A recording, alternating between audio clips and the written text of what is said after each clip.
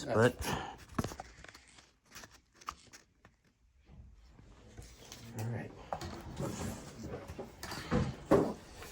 all right. So this is for my production inventory class for Professor Mr. LeBlanc, and today what's your name again? Dominic Torres, parts manager at Lakeside International, Milwaukee. All right, Dominic. So where are you from, by the way? Milwaukee. Milwaukee? Area, yeah. Oh, what high school did you go to? Franklin. Franklin.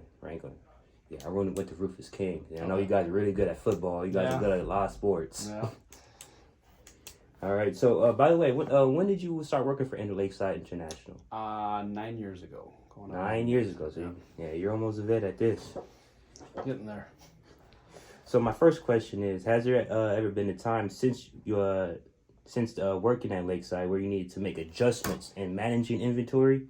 And if so, how did your customers react to that change?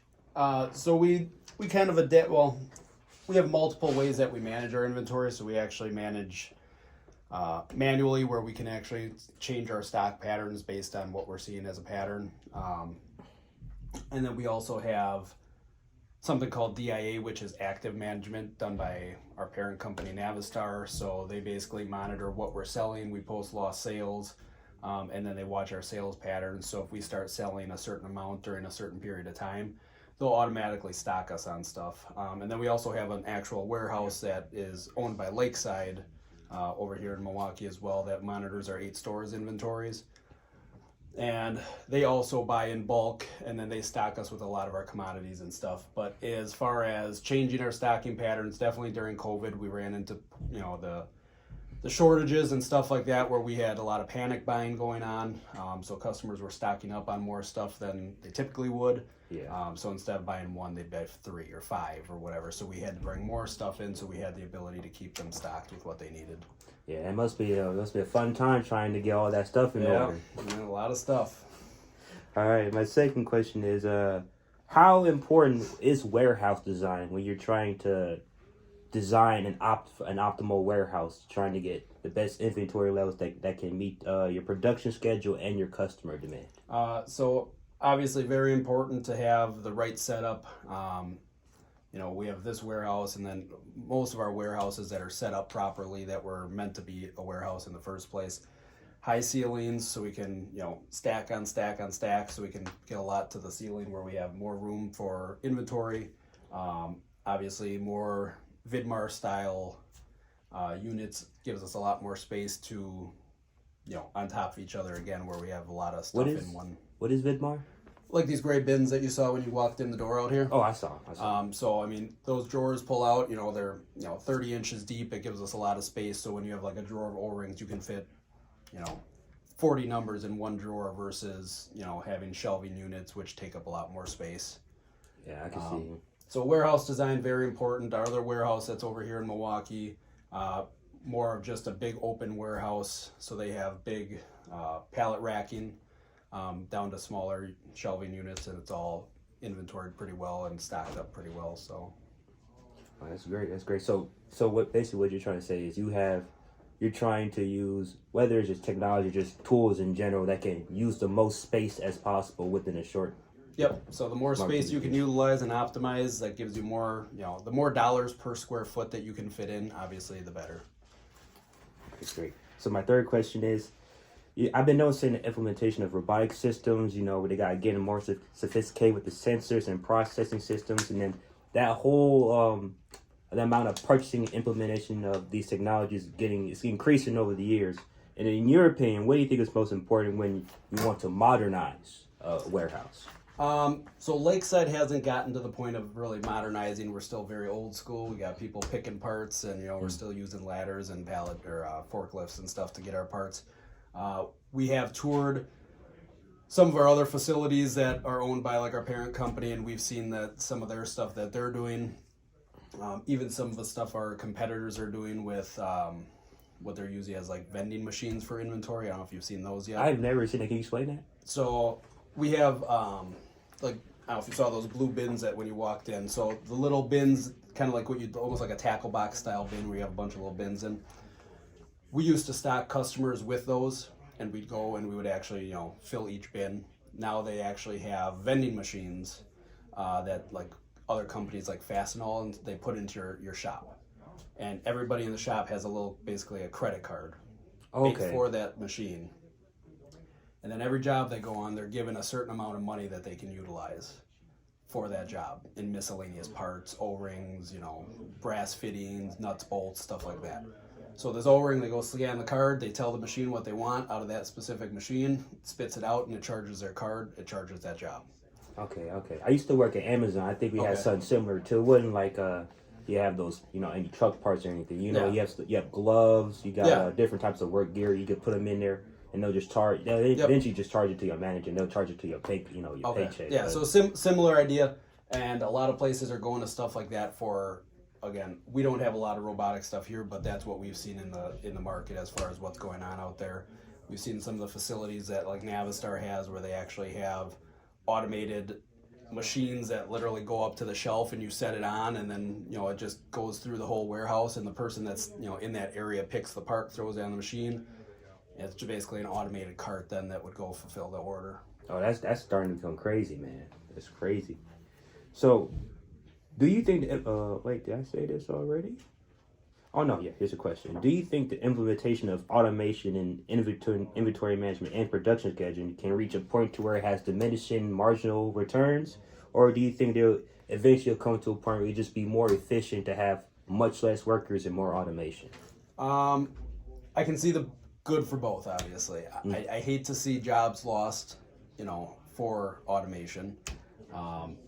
We always find it funny. We've gone to restaurants where they have the little robots that pick up all the dirty dishes. I don't know if you've seen those. Which restaurant is those? I haven't seen. So we were down at Doc's Smokehouse downtown, and it's a little robot with basically it goes around kind of like a Roomba vacuum. Yeah, I know you're talking And about. it goes around, and people just throw their dishes right in there, so then there's no busser that has to bust the table. And then it goes back to its little base, and then it goes right to the kitchen. So again, I see the benefit of it, especially for the jobs that are harder and harder to fill. Mm-hmm. But I also see the negative effect, obviously, when you go to Pick and Save, or you see the self-checkout lanes, the fiascos those have become with people. You either got really long lines, now nobody's checking anybody out. You got people with theft issues, stuff like that. So I think, again, there's a benefit to both. I think we do need to have both, and everybody needs to be open-minded into going into that route. But I think right now for our industry, especially in a dealership setting like this, having the people here on the ground putting eyes and That's never going to change. yeah, we got to stick with that for now. So Okay. So, does Lakeside have key performance indicators or KPIs? And if so, how do you use them to influence the decision-making process when inventory planning and inventory control? So basically we have quite a few points that we look for throughout the year. Obviously we have our inventory turns that we try to manage every year. So our inventory turn here, the way we run it is basically we want to shoot for a 6.5 turn every year. So we have about just over 1.2 million in inventory. And so monthly we're looking to turn that, well, you'd have to do the math. I didn't do the math, but basically we're looking to turn that 6.5 times a year is what we'd like to shoot to turn that here in our inventory here. So what's a good measurement for KPI? You said 6.4. What's usually what people shoot for? So that's a touchy subject. So I come from other companies that run their inventory turns a little differently. We manage it different here than what I've done in the past. So there is an industry standard that's out there. I don't know what it is right now because it's been 10 years since I've had to look at it. But again, we're set up by corporate here on what they like to see. And a lot of that's based off of just, are we having the right inventory here at all times? So if we're not hitting our number at 6.5, the expectation then would be, we would be basically resetting our inventory with stuff that we would need. So then we would be working the inventory and working our lost sales and working our, any kind of orders that we're placing and managing it that way. Okay. That sounds interesting. So has Lakeside experienced issues, in the global or local supply chain? And if so, how does that affect a production schedule? So yeah, definitely during COVID, obviously everybody was having inventory issues and supply chain issues. It's gotten a lot better. We still do have issues. The biggest thing we probably had issues with at Lakeside, not necessarily inventory wise, but when we were having microchip and computer chip issues, and even still to this day with that, we have trucks that people are ordering that we're looking like 18 months out before they're going to see them. So for a production and a planning standpoint, it's really hard to plan a budget and really hard to plan, like what your year is going to look like when you really have no clue when you're going to see some of this stuff. So I mean, even going into next year, we have numbers we want to hit, and it's really hard to know that we may or may not see some of these trucks that have been on order for 6 months already. So when planning that kind of stuff, that's hard for sales. As far as we were going, we had a lot of issues with supply chain, which made it, again, the panic buying was starting, which put us even at bigger shortages because we were selling more than we typically were to each customer. You know what I'm saying? I see what you mean. So instead of one customer buying 2 things, they were buying 5 or 6 or 7 or 8, and then we ran out of that quicker than we normally would. So, so I mean, as far as that goes, really hard to plan. I mean, really hard to keep your customers on the road, especially in the shop setting. If we don't know we're going to be able to get the parts or how soon we're going to be able to get them even.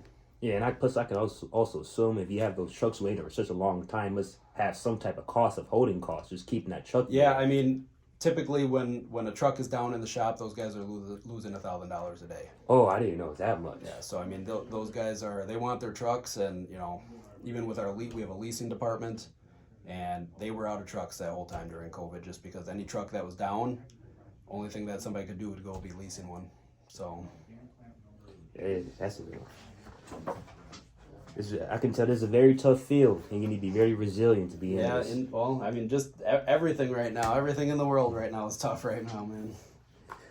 All right. So what do you think are some important things that regular people may not know about when it comes to maintaining optimal inventory levels? Just how actively it's monitored. Like it's not something where you just set the inventory once and just continue to keep that same stock. Like I said, we have multiple different platforms that are monitoring our inventory, from us here locally in the store to, like I said, our warehouse monitoring our inventory. And then we also have programs through like what we call DIA, where they monitor it through our parent company, Navistar. So they're seeing. And it's not only what we're selling as well, but we just had a new truck platform or engine platform come out called the S13. So they actually sent us a list of 300 parts that they expect us to stock for that. And that truck hasn't even hit the ground yet. So, I mean, they're trying to get all the stores, all the dealerships to have these things in stock for warranty purposes. When the truck's coming into the shop, these are the common parts that's going to be replaced on it. Something else that's interesting that, again, from my previous experiences, some of the automotive stores and what they do with inventory, they actually have programs that run by zip code and vehicle registrations within the zip code. What do you mean by that? So, say you live in whatever your zip code is, whatever they actually pull reports of all the vehicles that are registered to that zip code. So maybe there's a lot of Toyota Camrys. So then the automotive parts stores that would be in that zip code stock more common parts, brake parts, spark plugs, stuff like that for Toyota Camrys. And that's how they actually do a lot of their inventory planning as well. So again, something that, like, when you go to the store, like myself, I go to the store, I don't even think about that, and but then you hear all this like technology that's monitoring that stuff. And there's a lot that's out there that's monitoring that stuff. Like I said, it's not just one person sitting behind a computer doing that. So yeah, I can see they're really trying to get to know the customer more and serve them more, which ultimately leads to more profits. Yep. And you hope more happier people at the end of the day. Yeah, everyone's happier. All right. I know you was talking about COVID-19 earlier, but are you still suffering from the effects of COVID-19? Let me say that question one more time. I know you guys. You said you were still talking about COVID-19, and are you still suffering the same effects as you were from last year? And do you saying you seem to foresee it getting better?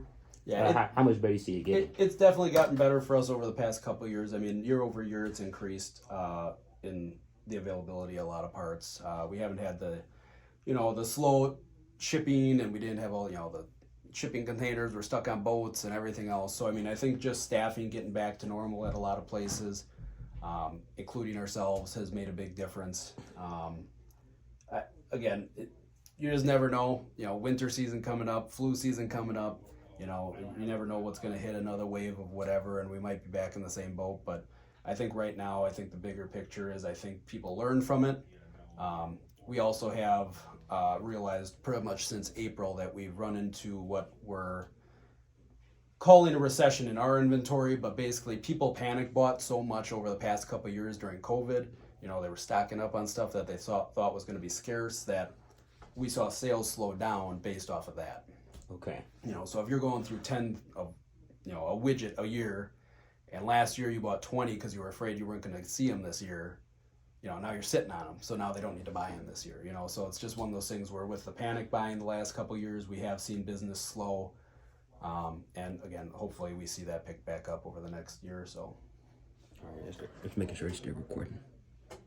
It is. All right. That's my last two questions right here. You could just give a short answer to this or not. Do you think the economy will be in a recession in 2024? And if so, how would a company like Lakeside adjust in terms of inventory control and planning if it was a recession? Like kind of you were saying earlier. We probably will be in some sort of recession. I don't think we'll be in a full-blown recession. But as far as planning goes, again, we actively are planning our inventory. It's not something that we set in the beginning of the year and we leave for the whole year. It's something that we're actively watching. Month over month, we're watching our month's no sales reports and stuff like that. So every month, once something hit 12, once we hit 12 months no sales on an item, we look at how we can get rid of it, whether we're sending it back to the manufacturer, or fire sailing out the door just to get rid of it. Because as we sit now, all that inventory, anything that's sitting there for over 12 months is just costing us money at that point. Every time we have to touch it, every time we move it, just taking up shelf space. That's all stuff that, like I said, we're actively planning that, we're actively monitoring that. So as far as going through the recession, if we did hit a recession where we were going to slow down drastically, we would see a lot of that stuff start to come up, and then we would just try to, get it out the door so we're not losing money as it sits here. So basically that would be frozen assets at that point because we're not doing anything with it. Yeah, I imagine that. I mean, that's a good plan. I mean, there's not much you can do other than that. Yeah. Other than try to really ride the wave out. Once you own it, it's yours. So, I mean, it's one of those things where it's hard to really say once you've planned for that. Once we have our inventory, it's like I said, it's not something you can drastically just like send back right away. It's something you kind of got to work on. So, all right, my last question here. So after the aftermath of COVID-19, companies have been looking at automation as a solution to prevent labor shortages, and there are a ton of them all throughout the whole entire state, throughout the whole entire country, around the whole world. And what they noticed was it was speeding up menial labor when they did implement automation. So do you think you guys would ever consider a point using any, like whether it's small or medium size or any type of automation to help with a labor shortage if you guys ran into it? I wouldn't say it's out of the question. We are fairly lucky here to have, again, obviously depending on how COVID would be, but most of the guys we've had here I'm still one of the newest guys, believe it or not, at 9 years. So, we have a very veteran staff of guys. Guys have stuck around. It is a hard industry to hire for right now, just in general. Guys don't want to work on trucks. Guys, these young kids coming up back in the day, everybody wanted to, get in trades and stuff like that. Right now, it's hard to get people that want to work on trucks. So, parts department has a little more appeal. Warehousing, stuff like that. It's a little more of a professional career path in some people's minds. So, as far as the inventory and the parts department goes, automation right now is kind of on the back burner, I think. But overall, in the industry in general, people they're moving forward with obviously auto driving, self-driving trucks and all this other stuff. So I mean, it's coming, but just kind of like we're seeing what's going on with like the self-checkouts at places. They're taking them out of places at this point now because it's caused such an issue. It's financially it makes sense in a perfect world, but I think they've seen what the backlash is on that, and I don't think that it's a long-term solution for what they're looking for, unfortunately. So, like I said, right now I think we're floating by, and we've been lucky here to not have short-staffed issues, but like I said, it's definitely coming down the road, I'm sure. So That's great. It's been nice talking to you. thank you. No problem. Okay, let me see. Oh, that's perfect.